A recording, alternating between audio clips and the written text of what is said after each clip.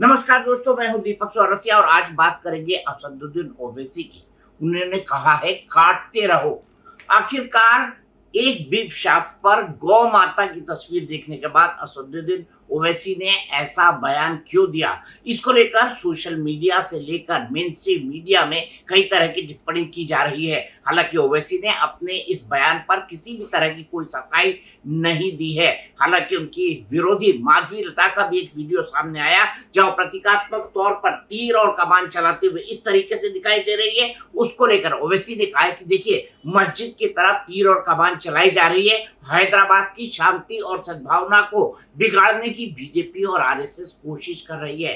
हालांकि माधवी लता ने कहा कि सिर्फ सांकेतिक था, उन्होंने किसी की तरफ इशारा नहीं किया था। साइड में मस्जिद थी, वहीं पर एक इमारत भी थी जिसकी तरफ इशारा करके इन्होंने सांकेतिक तीर कमान चलाया है। लेकिन असल बवाल मचा है ओवैसी के इस वीडियो पर। अब ओवैसी के इस वीडियो में ऐसा क्या है जिसको लेकर बवाल मचा है? असदुद्दीन ओवैसी वॉल सिटी हैदराबाद के अंदर अपना प्रचार कर रहे हैं। मई के दूसरे हफ्ते में उनके यहाँ पर वोटिंग होनी है और इसी के पहले ओवैसी लगातार घर घर जा रहे हैं क्योंकि माधवी लता से इस बार उन्हें तगड़ी चुनौती मिल रही है। माधवी लता एक सोशल एक्टिविस्ट है, साथ ही साथ भारतीय जनता पार्टी ने उन्हें टिकट दिया है। हैदराबाद की जो वॉल सिटी है, जो ओवैसी का इलाका है, वहां पर लगातार वो सामाजिक कार्य करती रही हैं। अब ये विवाद क्यों हुआ? विवाद ऐसे हुआ कि ओवैसी प्रचार करने निकले। ओवैसी अपने अलग ढंग से प्रचार करते हैं। उनके हाथ में माइक होता है, चलते चलते जाते हैं, लोगों से बात करते रहते हैं। एकाएक वो एक दुकान के सामने रुकते हैं, वो देखते हैं दुकान को, दुकान के मालिक को देखते हैं, उसके बाद वो बोर्ड की तरफ देखते हैं। बोर्ड के ऊपर दो तस्वीर है। बोर्ड पे लिखा हुआ है रेहान बीफ शॉप और उसके ऊपर लेफ्ट साइड में गौ माता की तस्वीर और दूसरी साइड भैंसा लगा हुआ है, भैंसे की तस्वीर लगी हुई है। अब मैं यहाँ पर एक कहना चाहूंगी कि भारत में जिस बीफ के निर्यात की आजादी है वो भैंसे का मांस है, उसे ही बीफ मीट कहा जाता है। हमारे यहाँ गौ माता के स्लॉटरिंग को अवैध माना गया है। ये जो है एक तरह से अपराध के दायरे में आता है। अब ओवैसी यही नहीं रुके। ओवैसी ने सबसे पहले क्या किया? ओवैसी दुकान के सामने रुके, उन्होंने दुकान को निहारने के बाद कहा रेहान बीफ शॉप जिंदाबाद। वो कहते हैं, उसको देखकर रेहान बीफ शॉप जिंदाबाद, ये वो दुकान के मालिक को देखकर कहते हैं। और उसके बाद वो क्या कहते हैं? दुकान के मालिक को देखकर वो उनसे मिलते हैं, जाते हैं वो दुकान के मालिक के आसपास, थोड़ी दूर आगे चल जाते हैं। क्या बोलते हैं? सबसे पहले रेहान बीफ शॉप जिंदाबाद। फिर वो वहां की तस्वीर देखते हैं, कैसे हो भाई, सलाम वालेकुम, और अगला उनका शब्द होता है काटते रहो। यहाँ पर उनकी बातचीत खत्म हो जाती है, ये वीडियो पूरी तरह से खत्म हो जाता है। अब सवाल ये उठता है कि क्या ओवैसी ने गौ माता की तस्वीर को देखकर बोला काटते रहो? क्या जानबूझकर पोलराइजेशन के लिए इस तरह की टर्म का इस्तेमाल किया गया? क्योंकि ओवैसी पर हमेशा ये इस्तेमाल लगता है, राजनीतिक आरोप लगता है कि वो पॉलिटिकल पोलराइजेशन के लिए इस तरह की बातें या फिर बहुत एग्रेसिव हार्ड लाइन मुस्लिम समाज की बातें वो करते रहते हैं, जो कट्टरपंथ की तरफ ले जाती है। उन्होंने सीए का भी विरोध किया था, 3 तलाक का भी विरोध किया था, 370 हटाए जाने का भी विरोध किया था, और सीए को लेकर जो कैब आया था, जो बिल आया था, उसको सदन के अंदर ही फाड़ दिया था। अब ओवैसी की ऐसी क्या मजबूरी है, इसको भी समझेंगे। माधवी लता का वीडियो क्या कहता है, इसको भी समझेंगे। लेकिन क्या ओवैसी ने जानबूझकर बहुसंख्यक समाज या हिंदू समाज को छिड़ाया है, ये भी समझाऊंगा। असदुद्दीन ओवैसी और उनके भाई अकबरुद्दीन ओवैसी अपने हार्डलाइन बयानों के लिए जाने जाते हैं। अकबरुद्दीन ओवैसी ने तो एक बार सीता माता, माफ कीजिएगा, माता कौशल्या को लेकर बयान ऐसे ऐसे दिए हैं जिनको मैं सोशल मीडिया पर बोल भी नहीं सकता। अकबरुद्दीन ओवैसी वही शख्स हैं जिन्होंने कहा था 15 मिनट के लिए पुलिस हटा दो, मुसलमान सबका हिसाब कर देंगे। ये अकबरुद्दीन ओवैसी का बयान था। हालांकि राज्य सरकार की कृपा के चलते अकबरुद्दीन ओवैसी को इस पूरी की पूरी कंट्रोवर्सी से मुक्ति मिल गई थी, लेकिन बीजेपी के लिए अभी भी आंदोलन है। अब सवाल यहाँ पर कई खड़े होते हैं कि रेहान बीफ शॉप के सामने जिंदाबाद बोलना क्या ये ओवैसी की पॉलिटिकल स्ट्रैटेजी है? रेहान बीफ शॉप के सामने काटते रहो बोलना क्या ये ओवैसी की स्ट्रैटेजी है? लगातार इस बात को लेकर अटकलें लगाई जा रही है कि ओवैसी को एक तगड़ी टक्कर का सामना करना पड़ रहा है। हाल में आपने देखा था, बीजेपी भी एक्सट्रीम बातें करती है। कभी कभी वो कहती है कि हैदराबाद का नाम भाग्यनगर रख दिया जाए। ओवैसी इस पर हमला करते हैं। वो कहते हैं कि ये जानबूझकर इसलिए कहा जा रहा है ताकि हिंदू और मुसलमानों का भाईचारा है उसको प्रभावित किया जा सके। लेकिन ओवैसी कितना भाईचारा चाहते हैं वो सब जानते हैं। भारतीय जनता पार्टी के इस भाग्यनगर वाले पिच को लेकर ही माधवी लता को उम्मीदवार बनाया गया है। आपको याद होगा हाल ही में जो हैदराबाद म्युनिसिपल कॉरपोरेशन के चुनाव हुए थे उसमें भारतीय जनता पार्टी की तरफ से बड़े बड़े नेताओं ने, यहाँ तक कि भारतीय जनता पार्टी के नंबर 2, नंबर 3, नंबर 4 जितने भी बड़े नेता हैं सबने प्रचार किया था। और उसके बाद से हैदराबाद में ओवैसी को घेरेगी पार्टी, इसको लेकर बात बहुत इंटरेस्टिंग हो गई थी।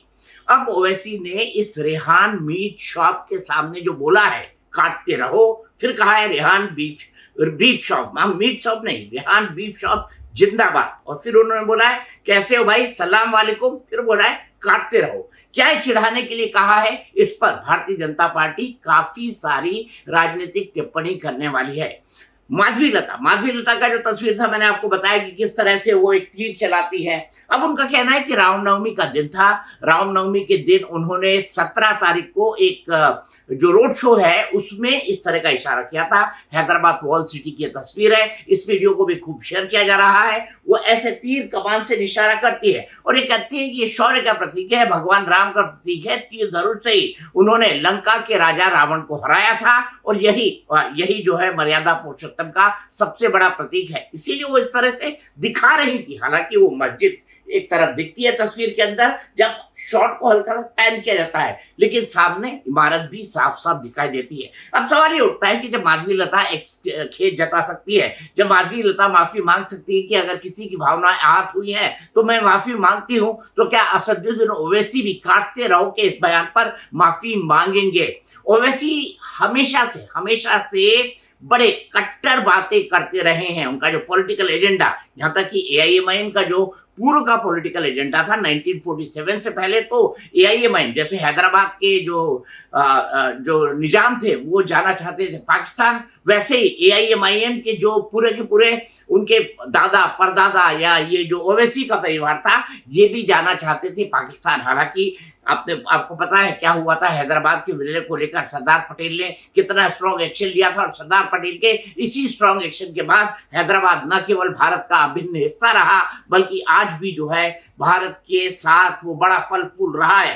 हैदराबाद को साइबराबाद कहा जाता है, देश और दुनिया की सबसे बड़ी साइबर सिटी है वो। और तेलंगाना जो बाद में, पहले एक आंध्रा और तेलंगाना एक हुआ करता था, लेकिन बाद में जो पृथक राज्य बना तेलंगाना का, वो आज विकास के हर पैरामीटर पर अगर ये कहा जाए अग्रणी राज्यों में से है तो गलत नहीं होगा। ऐसे में क्या हैदराबाद में ओवैसी का ये एजेंडा चलेगा? आज तक तो चलता आया है, क्योंकि ओवैसी 2004 से अभी तक वहां पर सांसद बने हुए हैं। इससे पहले उनके पिता भी सांसद रह चुके हैं और बाबरी मस्जिद का मुद्दा जिन लोगों ने सबसे ज्यादा उठाया था उसमें अकबरुद्दीन के पिता एक थे, वो बाबरी एक्शन कमेटी के सदस्य भी रह चुके हैं। और मैं यहाँ पर आपको ये भी बताना चाहता हूं कि ओवैसी वो शख्स है जो सुप्रीम कोर्ट के फैसले के बाद कहते हैं कि जहां पर राम मंदिर बना है मैं उसे बाबरी मस्जिद ही कहूंगा, और जो एक बार मस्जिद बन गया वो हमेशा दुनिया के लिए मस्जिद है, तो वो उसको मंदिर मानते ही नहीं। वो कहते हैं ये तो मस्जिद है, मेरे लिए बाबरी मस्जिद थी, है और हमेशा रहेगी। अब क्या ये एक्सट्रीमिज्म नहीं है? क्या सुप्रीम कोर्ट के आदेश की अवहेलना नहीं है? क्या सुप्रीम कोर्ट का कंटेम्प्ट नहीं है? अकबरुद्दीन ओवैसी अगर इतनी बड़ी स्ट्रांग बातें करते हैं कि 15 मिनट के लिए अगर हटा दिया जाए सीना पुलिस को, तो भारत के मुसलमान देख लेंगे। क्या ये विभाजनकारी राजनीति नहीं है? अब आगे इससे चलते हैं। अब चुनाव के अंदर 13 मई को वहां पर वोटिंग है। 13 मई को वहां पर क्या होगा? देखिए, तेलंगाना के अंदर देखा जाए तो वहां पर बीआरएस भी है, वहां पर कांग्रेस भी है। कांग्रेस ने हाल ही में सरकार बनाई है, लेकिन भारतीय जनता पार्टी का भी संगठन वहां लंबे समय से मजबूत है। इस लंबे समय के मजबूत संगठन के चलते भारतीय जनता पार्टी भी वहां कड़ी टक्कर दे रही है। वहां पर त्रिकोणीय मुकाबला है, वहां पर एआईएमआईएम भी फाइट में है, लेकिन एआईएमआईएम और ओवैसी का इस बार क्या होगा ये इस पर डिपेंड करता है कि ओवैसी कितने वोट अपने फेवर में मुसलमानों के पोलराइज करा सकते सकते हैं, कांग्रेस के कुछ वोट अपने साथ ले सकते हैं, क्योंकि पहले कांग्रेस और बीआरएस के अंदर एक टेक्निकल अंडरस्टैंडिंग ओवैसी को लेकर हमेशा से रही है, क्योंकि राज्य में हैदराबाद और उसके आसपास ग्रेटर हैदराबाद का इलाका एआईएमआईएम के प्रभाव वाला है। बाकी जगह मुसलमान ओवैसी को फॉलो तो करते हैं तेलंगाना के, लेकिन वोट नहीं करते। वो वोट कांग्रेस और बीआरएस के अंदर बढ़ जाता है। क्या वो टेक्निकल अंडरस्टैंडिंग कांग्रेस, बीआरएस और एआईएमआईएम की दिखाई देगी? ओवैसी की जीत इसी पर डिपेंड करती है। लेकिन ये बयान रेहान बीफ शॉप को देखने के बाद काटते रहो, ये बयान आने वाली जिंदगी में ताउम्र ओवैसी का पीछा करेगा। वो इसलिए क्योंकि भारत में हम गाय को गौ माता बोलते हैं, गाय को माता मानते हैं।